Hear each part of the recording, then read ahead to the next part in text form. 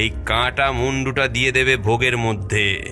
সাধক তার থলে থেকে তরতাজা এক যুবকের কাটা মুন্ডু বের করে দেয় বজ্রনাথের হাতে। কাটা মুন্ডুটা দিয়ে তখনও রক্তধারা টপ টপ করে পড়ছে। আমার মনে হয় শুধু ভালোভাবে রান্না নয়, এইভাবে সুন্দর করে যদি পরিবেশন করা যায় তাহলে রাগাসুর অবশ্যই তুষ্ট ও শান্ত হবে। একটা খোলা মাঠের মধ্যে দাঁড়িয়ে বজ্রনাথ, সামনে কড়াইয়ে রান্না করা ভোগ, দূরে আড়ালে দাঁড়িয়ে সাধক। সাধকের শেখানো কথা মতো বজ্রনাথ মুখ দিয়ে বিড়বিড় করে কিছু একটা পড়তে থাকে। হঠাৎ এক তীব্র অট্টহাসি ও তার সাথে রাগাসুর এসে উপস্থিত হয় বজ্রনাথের সামনে। গোলাম, আমি আপনার জন্য ভোগ রান্না করেছি। রাগাসুর ভোগের মধ্যে হাত দিয়ে হাতাতে থাকে। তারপর রেগে চিৎকার করে বলে ওঠে, মানুষের মাথা কই? বজ্রনাথ সাধকের দেওয়া সেই কাটা মুন্ডুটা বের করে রাগাসুরের সামনে, কিন্তু এরপরে সে ওই মাথাটাকে ছুঁড়ে মাটিতে ফেলে দেয়। রাগাসুর রাগে চিৎকার করে ওঠে।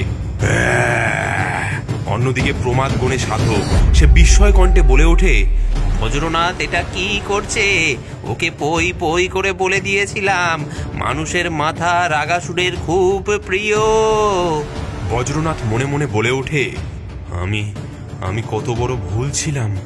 আমি যেটাকে পিশাচ মনে করেছিলাম সেটা আসলে একটা অসুর।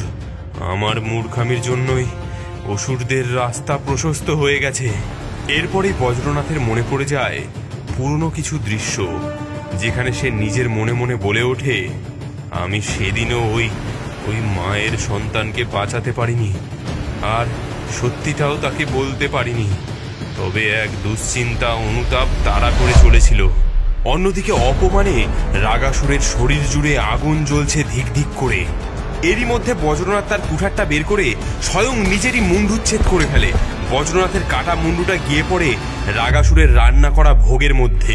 বজ্রনাথের এমন কাণ্ড দেখে রাগাসুর এবং সাধক দুজনেই হতভম্ব। আমি দুষ্ট, আমি বড়ই দুষ্ট। আজ কতদিন পর শরীরটা ঠান্ডা লাগছে। রাগাসুর ভোগ খেতে যাবে, ঠিক এমন সময় বাঘের পিঠে বসে রাগাসুরের সামনে উপস্থিত হয় সেই সাধক। এই তুই কে? কি চাই তোর? যা এখান থেকে। এখন আমার খাওয়ার সময়, এখন আমার ভোগ খাওয়ার সময়। এদিকে সাধক বিড়বিড় করে কিছু একটা পড়তে থাকে ও তার হাতে এক অস্ত্রের উদ্ভব হয়। ছুঁড়ে মারে সেই অস্ত্র রাগাসুরের দিকে। যন্ত্রণায় কাতরাতে কাতরাতে মৃত্যু ঘটে রাগাসুরের।